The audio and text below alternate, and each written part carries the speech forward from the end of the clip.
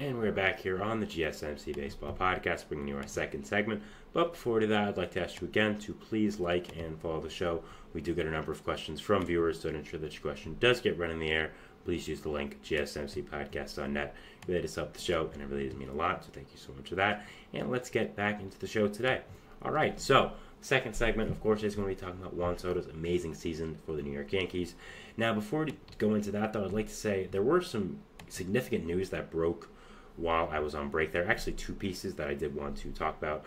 So first off, Jose Urquidia for the Houston Astros. He is apparently heading for a second Tommy John surgery, according to Alden Gomez of ESPN. It's not finalized, but it's looking likely, so that's a big blow for the Astros. I think I'm going to talk about that more tomorrow. I think that's a good segment, so be on the lookout for that if you watch tomorrow's show every day, 3:30 here on this channel.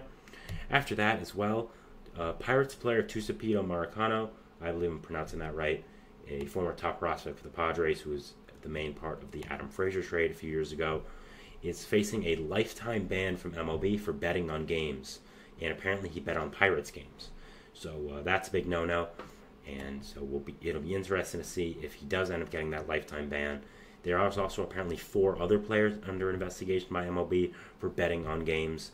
So we saw it with the NBA this year. We saw it first off. We saw it already with the MLB. We saw it with the NFL and NBA already with players getting banned for gambling on games. We saw it this year already with David Fletcher being under investigation, Ohtani's interpreter, and now we're going to see more players, I think, falling under that domino. So it's going to be a very interesting thing to see what players are under investigation and where this goes from here. So yeah, I'm not going to comment on that any further because we don't know more.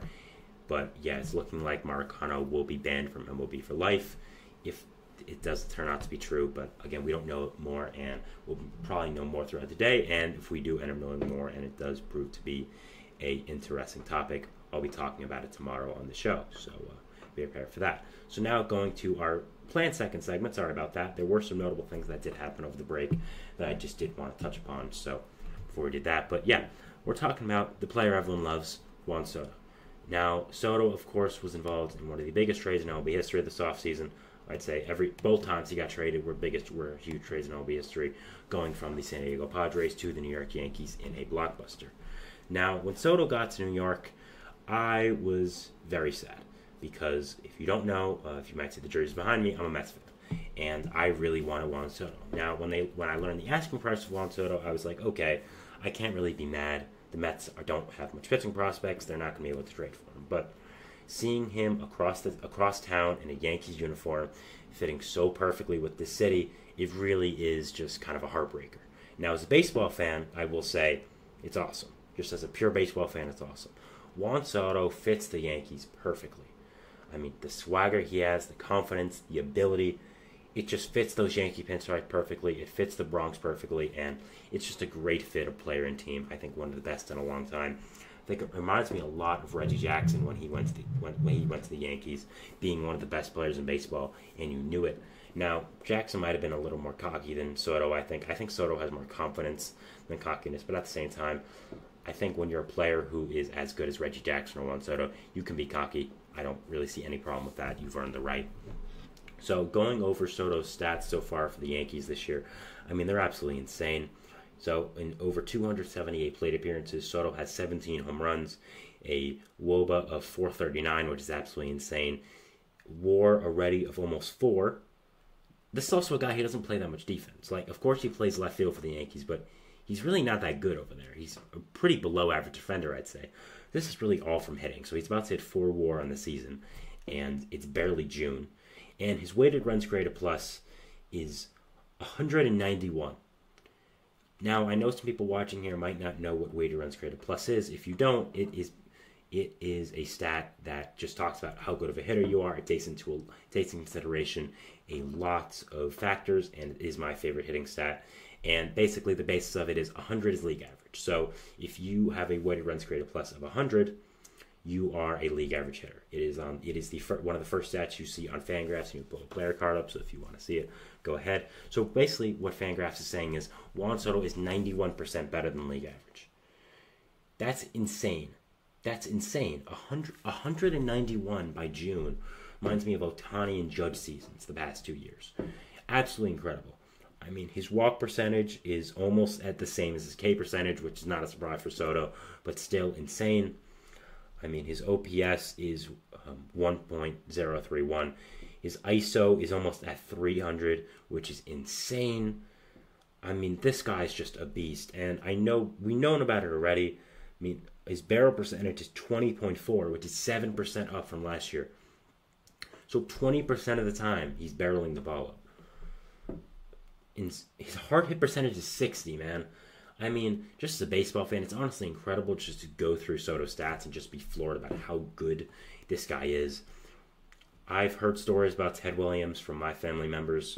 I've read books about him. Everything I've seen is that he's just Ted Williams. He's Ted Williams in 2024. It's just incredible what Soto does, and he's just an incredible talent. Anyone trying to discount his talent because he doesn't run the bases well or doesn't play defense don't understand what they're watching. They do not understand what they're watching. This is a generational type hitter, one of the greatest hitters you'll ever see, and an absolutely insane player and an incredible talent that we have to take.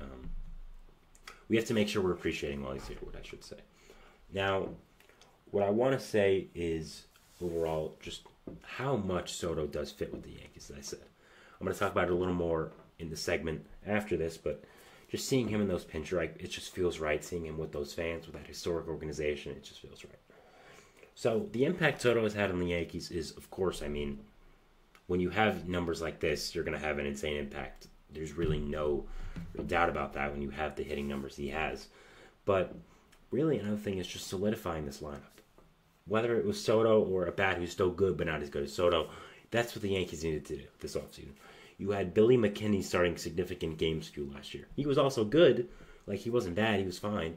But when you're the New York Yankees, who has Aaron Judge in his prime on your team, Garrett Cole in his prime on your team, Anthony Volpe, you can't just run these guys out and say, oh, that's it. No, you have to go for the big swing and you have to fix this. And that's exactly what the Yankees did this offseason. And oh my goodness, Soto has been incredible. I mean, just absolutely insane. I picked him for MVP in the preseason. It's on the show. It's on the channel. You look up my my preseason predictions. I had him as my MVP pick, so feeling pretty good about that right now. But I did not expect him to be this good. I mean, these stats in June are absolutely incredible. This shaking up to be one of the best offensive seasons we ever seen. And man, has being a Yankee really fit him. And now I want to go into another part of this segment about Soto and the Yankees, and that is the re-signing part. Now, we all know that the elephant in the room with Soto and the Yankees is, how long is he going to be there? He's a free agent after this year, and he's going to get a lot of money. Now, people think he's going to get $500 million. Personally, I think he's going to get $600 million. I think that he is indeed going to get $600 million. I thought he would probably get a few million more than whatever Ohtani got before that. Before Ohtani was a free agent, of course, but Soto's not getting $700 million. He doesn't pitch. So if I had to guess right now, I would think that Soto probably gets 600 over 15, which sounds insane, but when you realize Soto's going to be 26 when he hits free agency, and 15 years would only take him to his age 41 season, which isn't even that crazy. I think it is fair getting $40 million a year. You could even argue he deserves more than that with how much he hits. And is he going to regress towards the end of that? Sure. But what player isn't going to regress to the end of a 15-year contract? And I'm sure he'll be DH by year 1 or 2 of that contract. So he'll just be hitting. And I see him aging pretty well, honestly, with his swing. Again, he never really ran the bases well or fielded well anyways. So we'd have to see about that. But, yeah, I mean, will the Yankees be able to re-sign him is a big question, and it's something really to think about if you are a Yankees fan. I know a lot of them won't want to think about it with how good he's done this season, but you got to eventually. Now, going into the season, I thought there was absolutely no way they would be re-signing him. I just thought there was no way. I mean, you look at the contracts on this team, and it's still a valid point here. You have, of course, had Garrett Cole. You have Carlos Rodon. You have Marcus Stroman. 3 big contracts already for your starting pitchers. You have a looming extension for Anthony Volpe whenever that has to come. You have, of course, Aaron Judge. You have Giancarlo Stanton, which is an albatross. Those are a good amount of big contracts. I mean, Rodon, Cole, Stanton, Judge, those are 4 significant contracts on the books. Significant. that are long-term and are going to be affecting your team for a long time. And adding in a Soto contract that is going to be historic and groundbreaking for the amount of years and money it's going to be probably, I just didn't know if they had the money to get to be able to afford all that. Yes, the New York Yankees, I understand that. But every team has a limit. I mean, even Steve Cohen has a limit. We've seen it over the past few years now. So I just didn't know if they would be able to. And I still don't know if they'll be able to. But at the same time, I think they're going to have to be. And I think he is going to end up staying in the Bronx.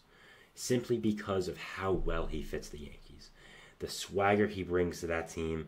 How well he fits those pinstripes and the Bronx with his personality, the cockiness, the confidence, how well he plays the game, how much he interacts with the fans.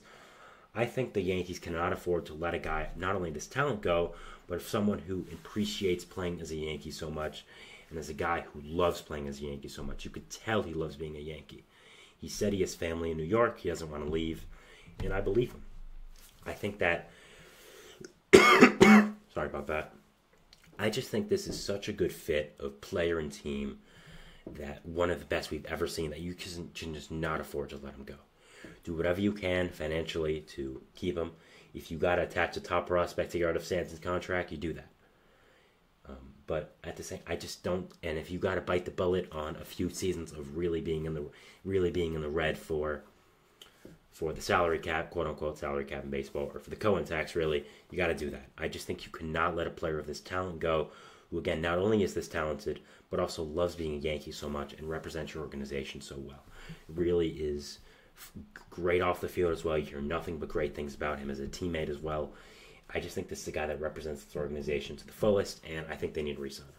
Now, is it going to be easy to re-sign him? No, but I think he does want to come back to the Yankees no matter what people say. I mean, there's going to be a lot of teams that want him. Mainly, I think you're looking at two teams right now. I think you're looking at the Cubs, and I think you're looking at, of course, the Mets. I think both those teams have money to spend this offseason, or, of course, big market teams, and have a clear need for a superstar bat in their lineup. I think both these teams could provide trouble to the Yankees, and I think both teams would offer more, but I think in the end, he's sort of going to choose the money or staying a Yankee and still getting a ton of money. I think he's going to end up staying a Yankee. I just think it makes too much sense. I think he knows the value of being in the Bronx and being on a historic team, what that means for his legacy, what that means for him off the field as well. I do think he's going to end up staying, but it is going to be fascinating this entire offseason to see what does happen. Again, if I had to guess, I would think it ends up being a bidding war between the Mets, Yankees, and Cubs.